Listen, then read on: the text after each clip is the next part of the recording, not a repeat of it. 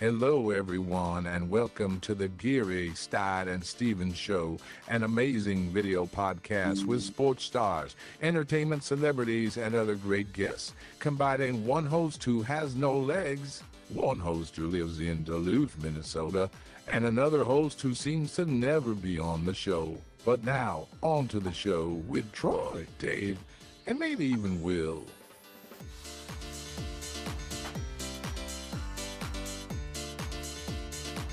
Welcome. Hello, everybody. It's Dave Stevens. Of course, I am the co-host of the Geary, Stein and Stevens Show.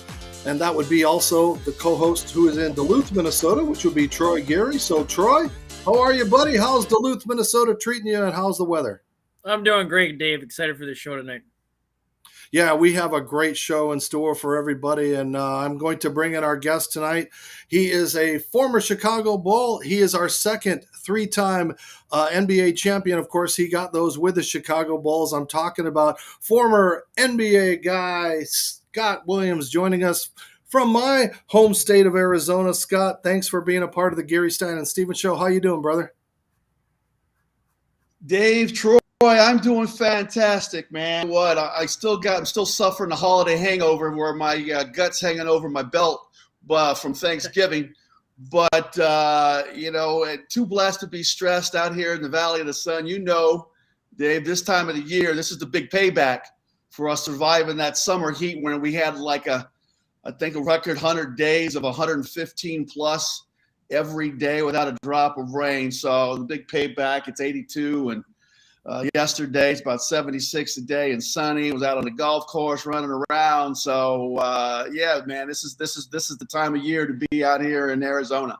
And our sports teams outside the Cardinals and Coyotes, they doing pretty good, man. I mean, Suns are finding their groove. They're won 8 in a row. U of A is the number 2 team in the nation. Even my little GCU Antelopes off to a nice 4-1 start. So we're really loving the landscape right now out here in the sports scene. And we are going to talk a lot of basketball tonight. And, the Suns are exciting. If Beasley gets back, I mean, holy cow, we might have something here. But, Scott, we're going to talk about your career and the amazing things you did in the NBA.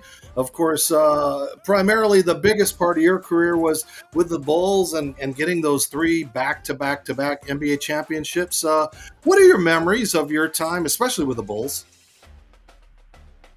Just how fun of a group it was to be a part of. We were the, I don't know, we call it the Beatles, the Rolling Stones of not only the NBA but professional sports, with Michael Jordan on that squad, the biggest personality on the planet in any walk of life for that matter. I think he's probably more popular than the president. And to be a part of not only that type of vibe, that atmosphere, and sometimes circus-like atmosphere around the Bulls was special. I come from a situation where I'm undrafted coming out of college, to crying in my beer one night to host the championship trophy with a glass of champagne in my hand. So a year later. So it was a tremendous experience. I loved playing alongside Michael Jordan for the 3 years that I was lucky enough to suit up for the Bulls in a Jordan uniform. In fact, I kid him sometimes. If I'd have known he was going to come back after chasing fly balls in baseball, I never freaking would have left Chicago. I would have stayed right there the whole time because playing with him was something special to watch every day and practice every game. The professionalism, the work ethic. There were life lessons to be had being around that dude. And you guys played, I mean, those battles were legendary, especially against those Knicks and a guy like John Starks. I mean, John Starks was such an instrumental part of those success stories for the Knicks, and you battled him. I mean, he was a little guy that wasn't afraid to go in and bruise you guys.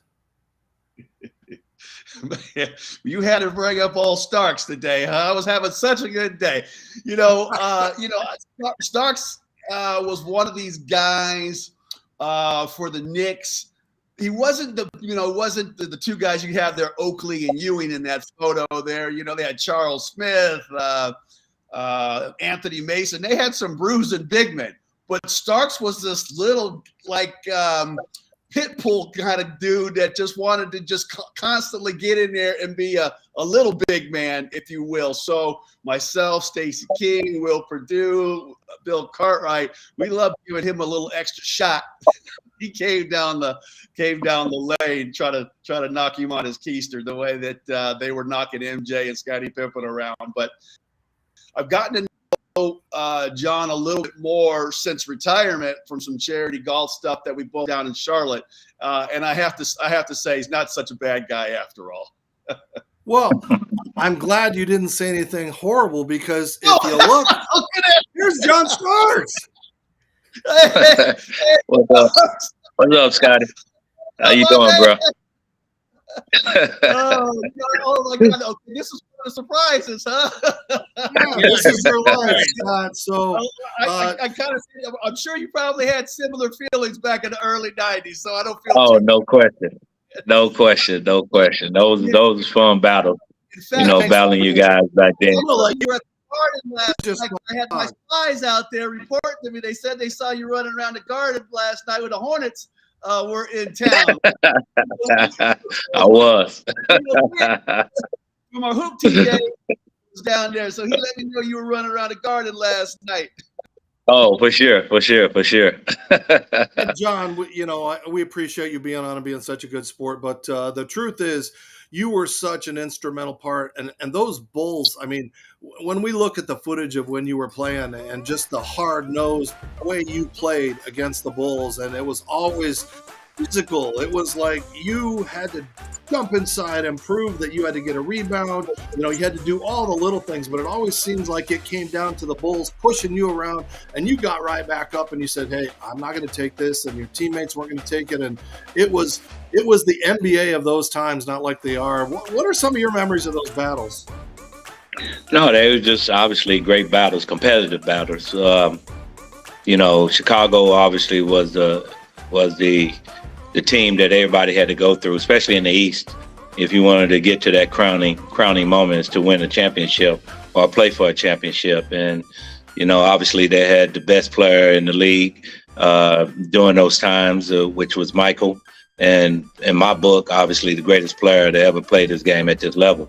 But, we knew that it was going to come down to them and us. And, they were just tough getting past him, because whatever we think we had him, Michael would do something special, whether it's hit a big shot or set his teammates up to knock down shots. And he was just a very special player. And they had a great team, Scotty, Horace, Scott, and, B.J. Armstrong during that time. They had a very special team.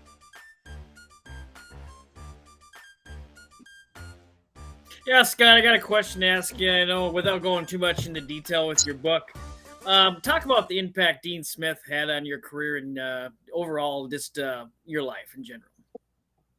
Well, first, let me just say I pulled out my camera and recorded your answer there, John, because I'm gonna put that on my show there. I love that. The competitiveness was exactly what I think that was for me. Been around the game, and I don't know what your feeling is, John, but I thought it was the height of the NBA. I appreciate the athleticism of the players today and the skills to be able to shoot the ball, but nobody played the way we played in that stretch in the 90s. Basketball was just something special. And I really do appreciate those battles. I didn't know you were jumping on here, so this is something nice for me. But there's a picture of my book, Through the Fire, PJ and Scotty, Horace, Michael. That to me was wonderful. And to answer your question, Troy, my relationship with Coach Dean Smith was like father and son. I lost my parents to murder-suicide after my freshman year and college, and Coach Smith stepped in seamlessly and was a father figure to me in all aspects, on and off with relationships, with finances, everything that I had to do to try to become a good, not just basketball player, but a civic-minded community member. And he was like that for me. when I needed somebody in my life to really be there for me. And I can never repay him for all he did. He not just coached me up, he saved my life from going down a completely different route. And I mean, Scott, I heard this when I was doing my research. I mean, Dean Smith sent you a check for $200 when he died. He gave a check of $200 to take themselves out to dinner for every coach. I mean, that just says a lot about what that man was. Yeah, you know, even in his passing, he wanted to thank all the players. He took all the blame for the losses and gave all the players the glory for the victories. Took the pressure off us as young men, as at a high program like North Carolina, to always have to go out there and compete at our best. And some days you just didn't have it, unfortunately. We all knew it wasn't his fault, but it was nice that he did that. And so in his passing, not a surprise to anybody that he was thinking about us, even in his final days. And yeah, I got the check. It's over my shoulder here, that I put in a frame with a couple of his basketball cards of his, and the nice letter that was accompanied the check. But I wasn't cashing that. I wanted to make sure I had that for the rest of my life. I bounced around different teams, different cities, and that's one of the pieces of sports memorabilia that always goes with me. I'm kind of I've just moved back to the Arizona area, so my office is a little bit in shambles right now, but you can see that was one of the things that's most important for me to get on the wall.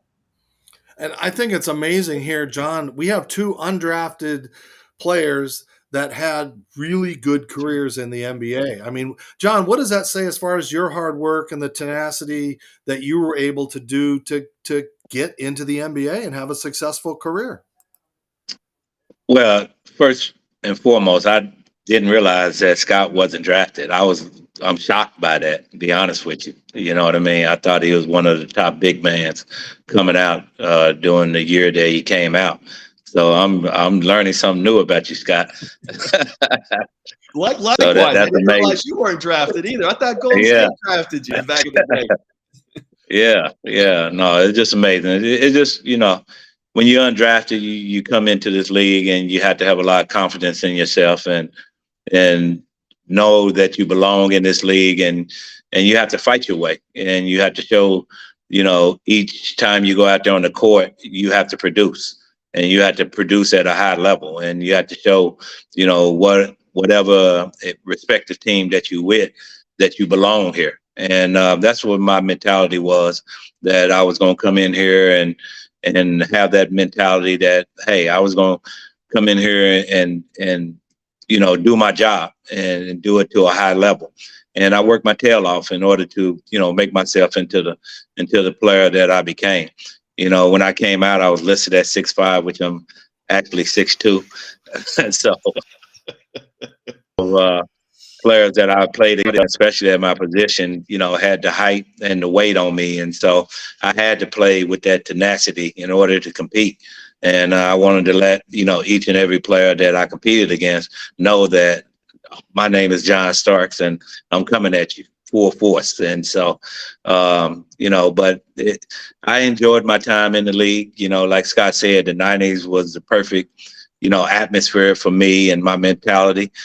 Scott was a tough-minded individual. I think back now, the battles that we had, Scott, and guys try to go at you and you came right back at them. And so I appreciate that from being the type of player I was, knowing that you wasn't taking any mess off of anybody, even us. And so that says a lot about you. Well, John, it's like when you're undrafted. You're right. You got that chip on your shoulder. You don't think these cats that got drafted in front of you are any better than you, and they are there competing. And I would be damned if I was going to let somebody outwork me or out hustle me or out battle me or out physicality. I was going to give it my all. I didn't know if I was going to be there for a week, a month, exactly. a year, or 15 years, as it turned out. But I wasn't going to leave nothing on the court, and that's what I always appreciated. I don't know if I always appreciated at the time catching them extra elbows. from your big. But now that I look back on it, I go, man, I tell you what, that was a big part of those battles, because when I first came into the league in Chicago, the first thing I heard about in training camp was Detroit. Like, we got to get past the Pistons. We got to get the best record in the league so we can get past the Pistons. When we swept the Pistons in the playoff, they weren't nothing. It was the damn Knicks, the ones that kept giving us fits. That was a big part of that. Obviously, seeing him in that NBA All-Star jersey, he earned everything that he got out of the NBA. Yeah. And both of you, I mean, really, it's a great story of perseverance. And, I would say the little guy, but Scott, you're not a little guy. And John, even though you lied 3 inches higher, whatever. But you're in the dunk contest. And we have a great show. And I like to put people on the spot a little bit like we did for you, Scott, tonight. So let me bring something out of Scott's past that we can all make fun of, because you did a commercial, too, that I don't know if people will remember. Uh-oh. Yo, man, 3-on-3 at this tournament. We're going to play you guys 2-on-3. Gentlemen, you need 3 men on this court, and he's next. Can you handle the rock? Can you jump? Jump? Not really. Can you pass?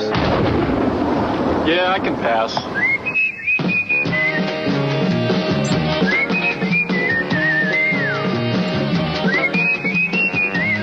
I'm serious. I want to shoot a little more next time. Next time. Way next time. Well, you guys went deep in the archives to find that one. Yeah. Hey, man, I'm just saying in my defense here, right? I wasn't drafted. Nike and Reebok, they didn't come to me with these big old, endorsement deals. I had to get in where I fit. I think LA Gear paid me about $300 or something like that. I had to jump on that. When you making the league minimum, I got a guy that made a half-court shot in Chicago. A full court shot in Chicago. He made $1 million. I was like, that was more than I had made in 3 years. So you got that little money. NBA eventually forgave me for switching from Nike to those LA that one season that I wore them. But yeah, that was fun with those legends. The Hakeem Olajuwon, Karl Malone, Joe Montana. Being out there on the beaches of Venice filming that commercial, that's one of those things I'll never forget. But we don't never need to see that commercial again, though. I found a couple John Starks wouldn't have wanted us to play about him trying to explain off. You remember some of those Adidas commercials you had right there, John? I do. Yeah. Well, speaking of commercials, though, John has a new commercial out, and we're going to take a break, show his new commercial, and we'll come back and Scott can make fun of him. Stay with us. You're watching Geary, Stein and Stevens. Look, Mommy, John Stein. John, what are you doing here? I'm here to take that soda. Try Thin Energy, the healthy alternative. Eat healthy, drink healthy, be healthy. Wow, this is delicious. No sugar, caffeine-free, keto-friendly, plant-based, vitamin C, vitamin D, elderberry, and zinc, and only 5 calories. I love it. Thin Energy keeps me on my game every day. Make the dunk of your life with Thin Energy. Try Thin Energy at your local retailer. Be healthy, be happy. We told you all year long, and now we have to holler. We ruined all our hopes and wrecked on all our hearts. So freshly dressed, that's the sign to go. With hundreds of amazing shirts and places in your dough. Oh, freshly dressed, will find your shopping load. And say you want to check out the GSS show code. The GSS show code. All right, how about that one? Welcome back to the Geary. That was awesome. I'm gonna have to run out and get me some Thin Energies before the New Year's. Thin Energy, gets here, man. I need to lose a few lbs. Wow. There you go. Drink up.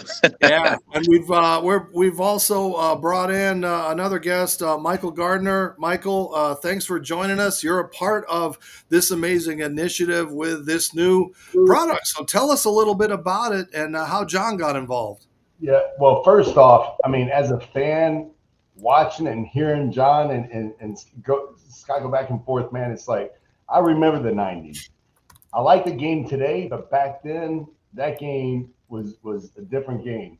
And it's ironic because when I met John, I used to train some of the Pacers and Colts. I lived in Indianapolis, and when I first met John, I went up to John and I said, man, I said, I never met him. I said, man, I never met somebody that talked so much shit to Reggie Miller in my life. That I said, man, you backed it up. And I gave him the product. Called me a week later, how can I get involved?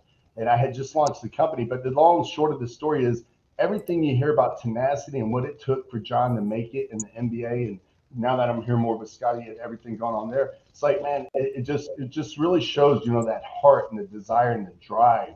And that's what it takes in life. And I think, that inspiration for perspiration, and that's what I think these kids need right now. And I see the work that John does with the kids, his foundation. And that's when I knew, just to have him as a partner and part of our team has been a blessing. And, we're all trying to give back. And with my brand, when I launched it, it was all about our Eat Healthy, Drink Healthy initiative and giving back to the community. So it's been, effortless. We're the first plant-based certified hydration drink with elderberry, zinc, vitamin D, no sugar, no caffeine, no stimulants. So, it's really been special, and having John part of the team and just, we hadn't even got started yet. I keep telling John, we're in the preseason, man. We're about ready to go make our run for the championship. So, we just launched our military initiative with our Hydrate Heroes. So it's all about giving back. And when I see the work that John's done, I've been at some of his tournaments last couple of years, and man, it just motivates me even more to give back because I see what he's done. And here's the thing, John's been doing it for a long time. This isn't something he just started with his foundation. And man, I love you, John, and it's just been a great partnership and looking forward to us winning the championship. And John's not going to be a part of something that's going to make you fall down. I mean, John, this is obviously it's a great product and it's something we need. And the initiative with the heroes, right? Oh, no question.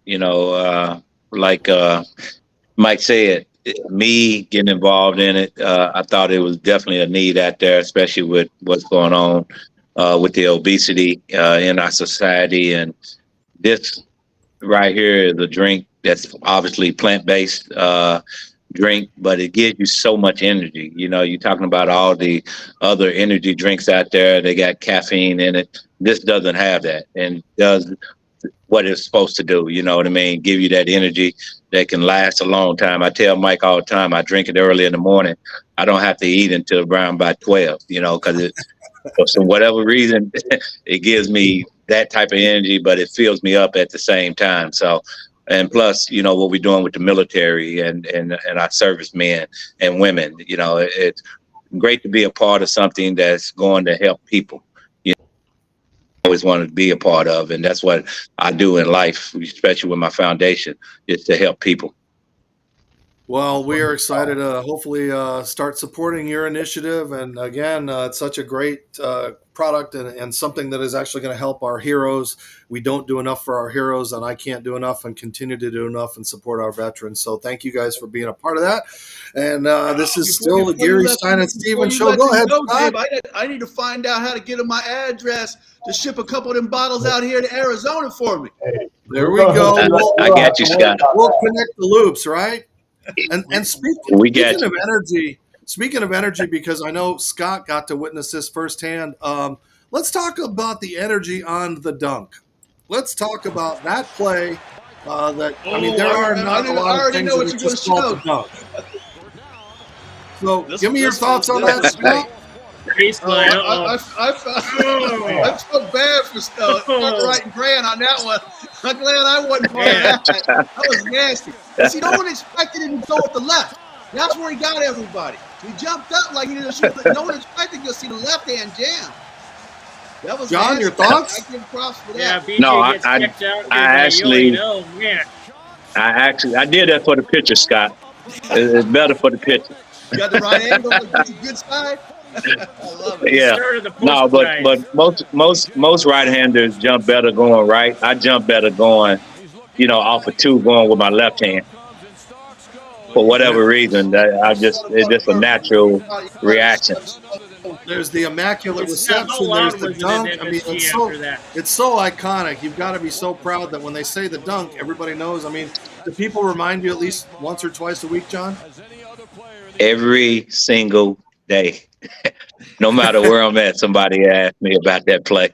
I can honestly say that I started working and since 2004, every single day, somebody asked me about that play. every single day. I can honestly say that. Yeah. Wow, that's pretty cool. And we know it was a different league in those days, obviously much more physical. Now, you look at somebody and they give you a technical, but, I'm wondering if you guys could both kind of address what the league was like then and now, because John, you're kind of like a Curry. I think nowadays your game would be a little more finesse, outside shooting, and you wouldn't have to drive so much. So talk a little bit, both of you. I'm going to let you both just lead that discussion of what was different now and what it's like then. And if you both were playing now, what would your games be like? Wait, Well, I tell you this. Let me start, John. Let me start on go this ahead. because you got a better answer. Let me start on this because I'm gonna say right now, I couldn't have played in the league today. I didn't have the athleticism to play the way these guys are playing now, or the speed. I was a bruiser. I was down under that box trying to knock people around, and I think I got suspended from Game 7 for hitting Allen Iverson too hard in the 2000s. Because I was thinking we were still in the 90s. But, John, I'm going to let you take it from there because your game translates. Yeah. I would not have. Yeah. No, I think you could have played in this league, because it is all about how you were growing up. At that time, when you was growing up, and I know you tall ever since you was a child, and, the first place they put you is down low. You know what I mean? They tell you to get down low and post up and do this and do that. Now you see big mans now, they facing the basket. I see kids all the time that's tall, they facing the basket. So they not pigeonholed into just being a low post player. And so you probably would have changed your whole game if you grew up in this era. You know what I mean? So don't discount your ability. You had a lot of ability. But I would say, for me, yeah, my game would have translated into this era. I tell people I played in a league called the World Basketball League, where we was playing, 6'5" and unders was the league, but we had guys that was 6'10" in there, 6'9", and we was just track meet, just kind of like what you see today. And it was easy to get to the basket like it is today. You know what I mean?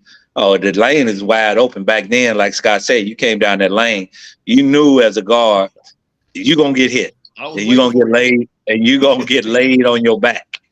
You're going to get laid on your back. And the referee would just look at you. All right, get up, go shoot your free throw. You know what I mean? They wasn't going to the videotape to see how hard you got hit, where you got hit at. They wasn't doing none of that. So you had to be physical when you came down that lane. You look at, The Last Dance, and you look at all the videos that was shown when Mike was coming up through, trying to get through Detroit. How many times he was getting laid out. But one thing about him, he kept coming. It didn't matter. He kept coming and coming and coming. You hit him, he's coming even harder. You know what I mean? That was his mentality. And so for me, these guys, they very talented, like Scott said. Some of these guys probably couldn't play back then, but a lot of them could. You know what I mean? And the game was a lot different, and it was more of a inside-out game because everybody had guys on their team like Scott, 6'10", 6'11", 260, 270, 280, and so it was a big man's game back then. And so the lane wasn't as wide open. When you did get to the lane, there wasn't nobody there. It was like, oh, man, thank God. You know what I'm saying? So, you got a free run at the rim. But, the game is totally different now. And but I appreciate the artistry in the game. These guys, they get to handle the ball a little different than we could handle the ball. So it would make it harder to guard them because you couldn't put your hands on them. I always tell people, if I couldn't put my hands on Michael Jordan, he'd probably have 50 every single night, and so you had to play him. And they tell me, what do you think Michael would have done? Please. Michael averaged, 30-some points for his career. One year he averaged 36, and that's when you could put your hands on him and rough him up and what have you. And I think if you couldn't put your hands on him, it'd be a massacre in today's game. I would feel for these kids. You know what? Would you agree, Scott?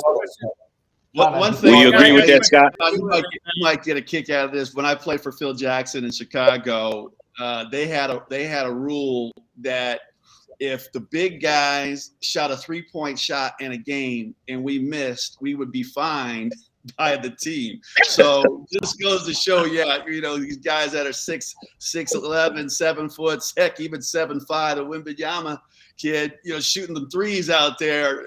That didn't fly in Chicago back in the early 90s.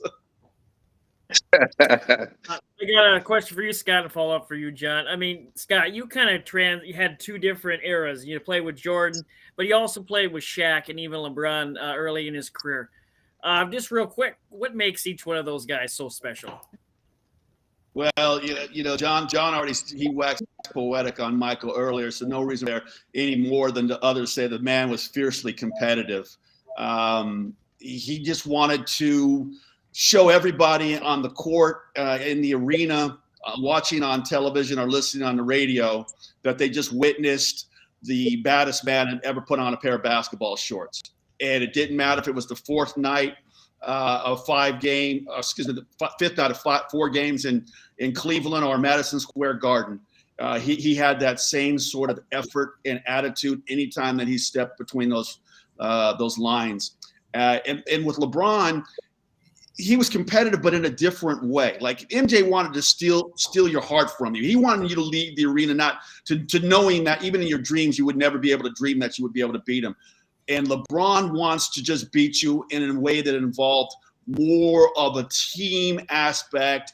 If he had to give the basketball up over the course of 40 minutes to do that, if he had to take the final shot, the whatever play necessarily on the floor, it wasn't so much about you not thinking that you were as talented as him on any given night.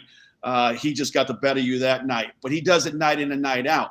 And I appreciate both of them. The fact that the question I hate the most is, who's the greatest of all time? Because I don't want people to think that I think LeBron's not a good player and not one of the greats of the game has ever produced. It's just Michael's just better. And I hate to have to answer it. I do. And I say that MG's, the best of all time. Of course, being a North Carolina guy, I got to be able to go back to Chapel Hill and not be attacked by the Tar Heel faithful. But they're both phenomenal players, and I really enjoy, having watched them from up close is probably the highlight of my career. Like you say, the bookend, MJ in the front and LeBron the end, and a lot of Hall of Famers in between. But nobody the way those two guys did it. John, your thoughts? No, I agree with him 100%. I can, pose this question to Scott. I always tell people, Mike made guys come up to his level. You know what I mean? And, he pushed guys. I got a kick out of The Last Dance because I didn't know a lot of things that was going on in Chicago. But you got to see the inner workings of a great, great player and what he understood in order to make his teammates come up to his level. You know what I mean? And all those guys felt like, they can do anything out there on the court, obviously because of Mike, you know what I mean? And him pushing them to be the best that they can possibly be. You know what I mean? That says a lot about his leadership. You know what I mean? And that's what you appreciate about him as a player. And being as great as he was and gifted as he was athletic, I always tell people he probably was the smartest player to ever played against. You know what I mean? The things that he used to do out there on the court, he knew, when he had to do it. And, that's what made him special. And he lifted his teammates. I can honestly say that. And Scott can probably speak on it better.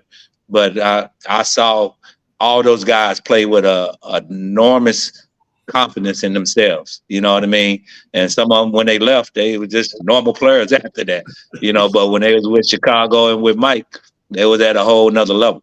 Oh yeah, hey, listen, I was getting booed by the time I left Philadelphia after I signed with them. So yeah, it was totally different playing with MJ than playing with Dana Barrows. So two different cats.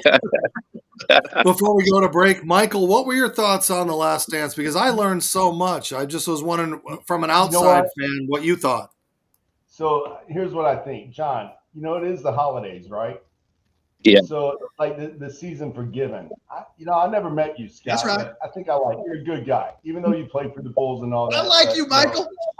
I think what we should do, John. I'm gonna, what if we send Scott some product, and part of the deal is he's going to wear this shirt. He's going to send him a free John Starks the Dunk T-shirt. Is that the Dunk shirt? I would tell you that now, Mike. I could tell you that right now. That ain't happening. But let me show the season. Merchandise. I don't know if I can wear this. I'm definitely take the product, but yeah, hell, what the hell? You know what? I can do that. It's the spirit of giving and all. I thought, come on, Scott, we got a shot here, John. I thought we had a shot, but we will see some product. But here's a special thing, though. Anybody that goes to John Stark, it just got real hot in here. John Stark. Anybody that goes to johnstarksthedunk.com, they can buy the product, and we'll give them a free T-shirt.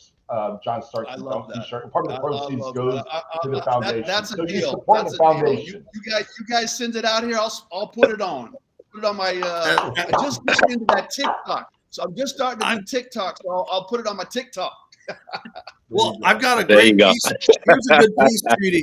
Here's my peace treaty suggestion. So Scott, you get the T-shirt, you put it on, you do something, you send John your book, so John could pose with the book and say I hate you, and that. Exactly. I love it. You guys start this rivalry, and we'll us old people that don't do TikTok will start following you guys and paying attention, right? Hey, here's another question. But I want to see y'all on the course, because I'll tell you one thing right now. I know how John plays, Scott. I don't know your game, but John knows I'm coming after. Like, I got a lot of work to do. That's all I'm going to say. John can golf. And, I don't know where your game's at, but, I need to see both y'all out on the golf course. I'm sure John can kick my ass, because I think the last time I played, John, was at the Hoop Tee down in Charlotte, at a course that's no longer even there now. They think they've torn that up since the last time. I've picked up a club, played 18 holes, so I gotta get back out there. I'm living on a golf course now, and I spent all year last year rehabbing my shoulder. So I got my shoulder right, and I get fix my knee. Once I get my knee right, I get out there and start swinging a little bit better. There you go. There you go. Scott, as a guy with no legs, knees are overrated anyway. So, Hey, appreciate you guys. We're going to stick around for Put It On a Bow one more time. We'll go to a commercial, come back, wrap it up. This has been a great show. You've got John Starks, you got Scott Williams, two amazing former NBA players. Don't go away. You're watching Geary, Stein and Stevens. Easter Seals is the largest nonprofit provider of disability services nationwide, helping kids and adults with autism to achieve maximum independence. People with autism are at higher risk for mental health conditions. 85% of autistic kids have at least one. That's why we're working to help autistic people with complex behaviors and mental health challenges. We are Easter Seals.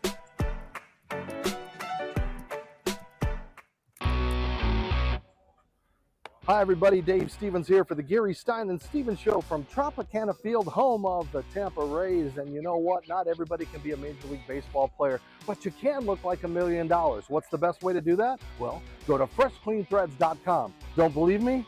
That's right. You can look professional, feel good, and not spend a lot of money by wearing Fresh Clean Threads. They have amazing shirts. They've got Henleys and polos, long sleeves, and even bomber jackets. And if you like them, you can save some money by typing in the show code GSS Show from the Geary, Stein and Stevens Show to save 20% off. So if you can't be a major leaguer and you want to dress like one, well, go to freshcleanthreads.com. That's freshcleanthreads.com. Tell them Dave sent you. Use that code GSS Show.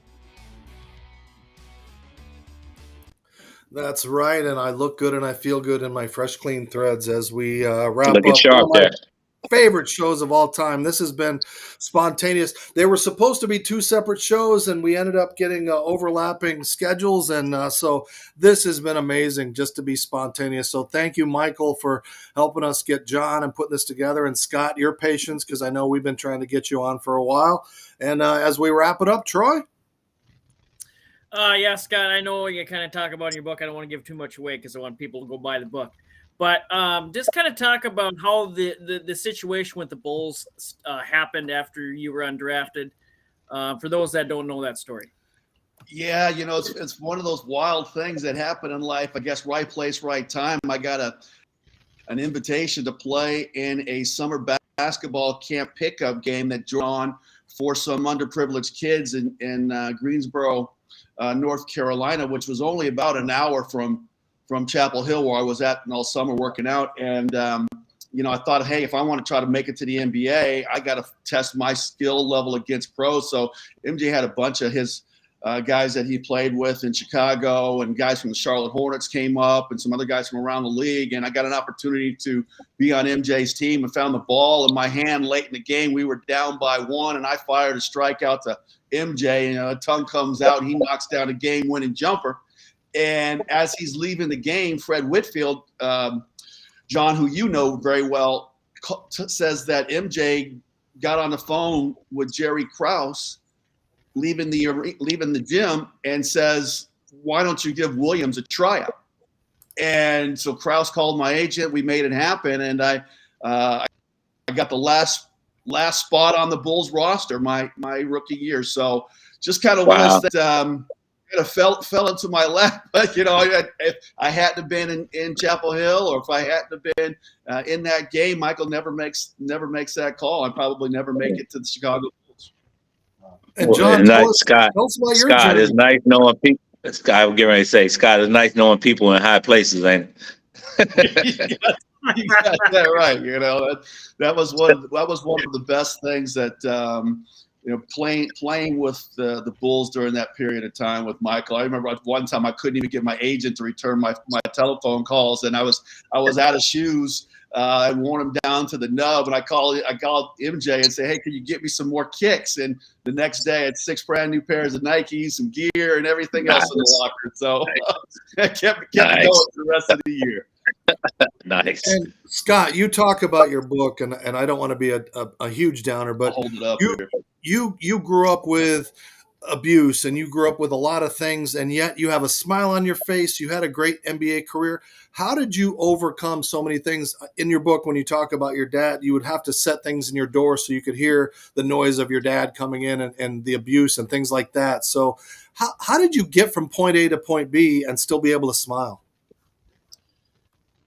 My mother, I think, of all the things that was going on at home, my mother was a very strong woman. She raised us to always have confidence in ourselves and our abilities. Me and my brother, I'm talking about. I have an older brother, who's 3 years older than me, and I always took that attitude with me. And when he took my mom's life and then took his, I was devastated. And I thought about quitting basketball for a short period of time. And I talked to Coach Smith because practices were hard. Going to class was hard. I wasn't sleeping at nights. I was, hitting the bottle, drinking too much at the dormitory late in the evenings. And I won't say I was suicidal, but I had thoughts that were in place. But I was very blessed to still be in Chapel Hill. To be around Coach Smith, who said, no, you're not going to sit out the year. You're going to stay part of this team. I want to be able to keep an eye on you. Was the best thing for me was to be therapeutic on the court with my teammates, having to lock into a Dean Smith practice plan and not make mistakes. That became my therapy. It became kind of my place where I could escape some of the problems that are, emotions that I was, feelings that I was dealing with. And I became more confident in my abilities as my skill level began to grow during my sophomore campaign, and being around my teammates was huge. So I was blessed to be in the right place at the right time when something that certainly went really tragic for me happened to me. But had I been anywhere else, had I not had that Carolina structure that Dean Smith had in place, that family type structure, things would have gone completely different. And I tell people about the book or talk to people that it's tough, it's shameful to talk about the abuse that my brother, my mother, and I all suffered at the hands of my father. But you have to talk about it to be able to get to a better place in your life with it. I use basketball to mask some of that early on, not knowing any better. but I also had Coach Smith to be able to talk to in his office anytime I needed that, and that was huge. I can't even fathom losing your parents and your father being responsible for that. I mean, God bless you, and thank you for sharing it and being so vulnerable in your book to tell people, because we all think it's all glamorous. This NBA life is glamorous. You make money. It's a great thing. You don't have any problems. And the same for you, John. You know, the way you got into the NBA. Talk a little bit about your assertion to get there and get that shot with Golden State. Yeah, Scott, man, I didn't realize that that you went through all that, my man. So my heart goes out to you, bro, for being strong. You know what I mean, and that says a lot about you as a man. You know what I mean. You could have easily quit, but you didn't. You know what I mean. And you know, obviously, when you're going through situations like that, you need help of others. And I heard so much about Coach Smith, you know, being there for his players, you know, no matter what they need. And it says a lot about him as a man. And you can see the love and aspirations that each player had for Smith. And that says a lot. But, bro, you know, man, I can't fathom that, going through something like that, bro. But I commend you for where you got to in life, because a lot of people would have checked out, you know what I mean? And you didn't do that. And then your story obviously truly needs to be told and heard, you know, because there's a lot of kids going through what you went through, you know what I mean? And so keep telling that story, bro. It's going to help a lot of young people and a lot of, you know, adults too, on top of it. But, you know, I understand what you went through, because it was similar to what I had to go through with my mother and the life that she had to endure, you know, at the hands of men in her life. You know what I mean? The abuse that I saw growing up, you know, was just incredible. You know what I mean? You don't wish that on any child. And so I can relate to your story, not to the point, obviously, with your father taking your mother's life. And so, but I understand that what goes on in that household, what went on in that household, because it went on in mine. And so, but like you say, you know, you have to be strong, and you have to, I used to put things in a box and just keep it there. I used to kind of like, basketball was my saving grace, you know, as far as, you know, taking my mind off of what was going on in my household. I used to go to the court, and I used to spend, you know, hours and hours and hours and hours out there on the court. I used to like, don't come home until I had to come home. You know what I mean? And basketball is where I was at. You know, I may not come home till 12 o'clock at nighttime because I'm on the court, you know what I mean, by myself, and just, you know, trying to like clear my mind. And I think it helped me be the person that I became, and gave me mental strength to get through whatever, you know, in life. And, you know, during my trials and tribulations as a young man, trying to find myself and mature, especially right after high school, where I got myself in a lot of trouble in college and stuff like that. It wasn't until I got married and my son was born, that's what like kicked me into gear. Like, now I got Miles to take care of. It's not just about me. Now I got to really get focused, and that's what pushed me to become the player I became, and helped me mature as a young man. And I started to get focused on life. You know, up to that point, I was just taking whatever came my way. But now I had mouths to feed. And so, you know, and that gave me an opportunity to play in my that was my fourth junior college I went to. Gave me an opportunity to come in and play, and I became a junior college All-American. And Coach Leonard Hamilton, who you know, gave me an opportunity to come in and play for Oklahoma State, even though I had 1 year eligibility because I screwed up my eligibility my first couple of years. And I took it as my opportunity to showcase my talent at the Division I level. And Larry Brown saw me when he was at Kansas, and they ended up winning the national championship that year. and he took a job over at San Antonio that following summer, and he liked what he saw in me. He gave me the opportunity to come in and try out, and the rest was history from there, you know. And so I'm appreciative of people around me that gave me those opportunities, but I'm also glad that I took advantage of them, because when they come around and you don't take advantage of them, then that's on you. But I took advantage of every opportunity that was presented to me.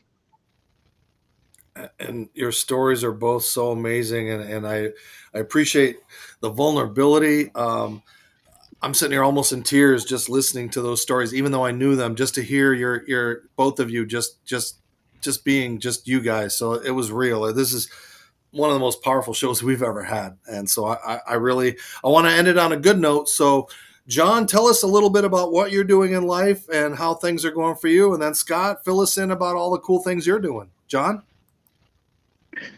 Yeah, man, I'm blessed. You know, that's all I can really say. I'm really blessed. I've been working for the Knicks since 2004 when they asked me to come in and fill the role that Willis Reed was here doing as a community ambassador. And I've been doing that ever since. And I recently opened up a car dealership about 2 years ago, a Kia dealership here in New York in Queens. That's been rocking, been going very well. In the process of opening up a couple of more dealerships here in New York.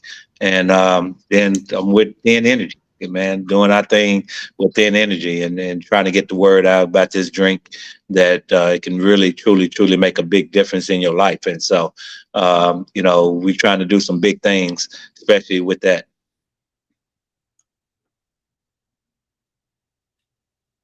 Scott, what are you up to? Well, I'm the newest spokesman for Thin Energy. I'll be rocking my dunk here for the holiday season. I'm also working over at Grand Canyon University, part of the men's and women's basketball broadcasting program on television. So shout out to the Lopes. And I enjoy that. You know, I've enjoyed being around basketball ever since I retired in 2005, either as a broadcaster or as a coach. I had a little youth basketball clinic here called Dream Team Academy that we started. So working on youth basketball has always been fun, giving back, of course, coaching my kids as well. But through basketball and a media and security company called Anytime Media and Security keeps me pretty busy. Although shout out to my business partner Wade Gaborio, because he does all the heavy lifting there. So if I don't give him a shout out, I won't get invited to the holiday Christmas party. But anyway, that's really that's about it. I enjoy trying to give back to the community with this book project, like John says. And I didn't know that about you either, John. So I appreciate the kind words, but also I sympathize for all the things that you had to endure growing up as well. And that's one of the reasons why my Coach Smith and my mother on the back cover of this book that I didn't get a chance to hold up, because I wanted to give back to domestic violence centers, and I targeted one in Chapel Hill called the Compass Center, and there's a center here in Arizona as well that I work with to try to help give back some of the proceeds from the book that goes to those two fine facilities that help shelter battered women and children. And you can find that book at Amazon.com and all over the internet. And it really is a great read. And thank you guys so much for being a part of this show. Michael, one last pitch Can I say one thing? Absolutely. Can I say one thing? So, funny thing, Scott. So, when I was with Oklahoma State, so after my senior year, after the year with Oklahoma State, I said, you know, Coach Self was my assistant coach, and he said that it's a school in Arizona, and the coach was Paul Westphal, and he said, yeah, Paul Westphal. He said, because I had 1 year of eligibility left, and they just won the NIA championship at the time, and so I was actually getting ready to go out there and play for Paul Westphal in Grand Canyon for that one season. Because Coach Brown said, Yeah, Coach. It's funny because Coach Brown said, you know what? If I was going to take an NBA coaching job, I would hide him out at a school and take him in the draft. And so I was going to go out there and play for Paul Westphal, and he ended up taking the assistant coach job with the Phoenix Suns. He ended up leaving. So I said, I'm not going there. Then Coach Brown got the job at San Antonio, and I told Coach Self, him and Coach Brown was a good friend. I said, tell him I'm coming out. He said, well, I can't draft him. We can't draft him because we already got our draft choice, which is going to be Vernon Maxwell. But he can come into camp. So that's funny how things work out, ain't it? That's right. Small world for sure. And we lost, small world. We lost Paul Westphal way too young. He was such a great mind. But Michael, also give one more promo, bud. Yeah, no, you know what? And it's not really a promo because, I think this is really good kind of ending the note on this because one of the things, just hearing everybody's story, one of the things, I came from I grew up poor. I have a whole story. And at the end of the day, it's pivotal moments in life. And that's what I think these kids need right now. Scott, what you're doing, John, we all have a story, what y'all are doing, Troy, with the show and everything. And, I just want to, get the word out and hearing this story, hearing your stories, man, the more you speak it, you're going to make that positive impact for the kids. And when you look at these kids today, these kids need inspiration. That pivotal moment, we're all being challenged in different ways. And now with social media, I can't even imagine growing up in that world. Myself, I have 3 kids, a granddaughter. So, as leaders of today, we need to step up because the future is our kids. And if we don't start making a positive impact in our communities with our kids, I don't care if you're black, white, Hispanic, we're all one. We all have a B. What's your B? Be healthy, be happy, be hydrated. What's your B? My B is be united and use health and wellness as a platform to bring people together. And again, COVID showed us it doesn't matter how much money we have, where we're from.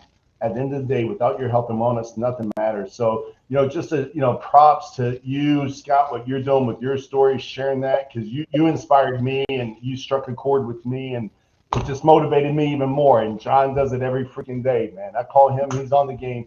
That same tenacity he had on the court, he has in business. And I'm just excited to be part of this show, and thanks for having us. And, pay it forward, man. That's what it's about. And all B's are good except for BO, I think. That's a B that you don't want, right? So, all right, Troy. We had a good moment there for a minute. We can edit that, right? Hey, Scotty, those Tar Heels is on. Those Tar Heels is on, so I know you want to get to that. I brought. Well, I don't know if you can see my. We'll show the interlock. You didn't see. They take it on. What do you got? Louis? No, not Louis. What the heck they playing tonight? They're not playing UConn, are they? No. I'm trying to think who the heck they playing tonight. I don't even know. Shoot, I forgot. I know they're part of that. You can turn it on here in a second. Yeah, they're part of the SEC, ACC talent. So I'm gonna jump. John, are you ever going to write a book? Are you going to write a book, John, someday? He has a book. I already wrote a book. I wrote a book some years ago, a long time ago, around about 2004, 5, somewhere around in there. Yeah. All right. I'll have to go find that one and read it and see if you had any other delicious things that we could talk about next time we have you on the show. So, all right, Troy, final thoughts. Make sure everybody shares the address. I want to make sure I get you guys autographed copies of this book before we all start going our separate ways for the holidays. So everyone share the addresses with me now. We will, and again, we got to make sure that we get a nice plug-in for that book, Through the Fire. Yeah, go to Amazon.com, order it. Amazon.com, BarnesandNoble.com, or DM me. I'll send you a copy. And then get your dunk shirt. You get your dunk shirt from John, too. Yeah, and it's a dunk happy shirt. holiday. I'm going to get my thin energy drink. I'm going to look good going into 2024. That's right. Troy, final thought, brother. Yeah, I just want to appreciate both you taking time out of your busy schedules to join us. It was definitely a treat tonight. This is even better than the Village People show. It was a great surprise. I didn't know I was going to just meet Michael and John. So this was awesome, guys. Thank you guys so very, very much. Thank you. All right, guys, take care. Troy, for myself, John, Michael, Scott, and whoever else is watching and listening. You've been watching and listening to the Geary, Stein and Stevens Show. Thank you guys so much for your support on your home TV, on Roku, on every platform, and Spotify and Apple and all those things. So until next time, America, this is Dave Stevens for the Geary, Stein and Stevens Show.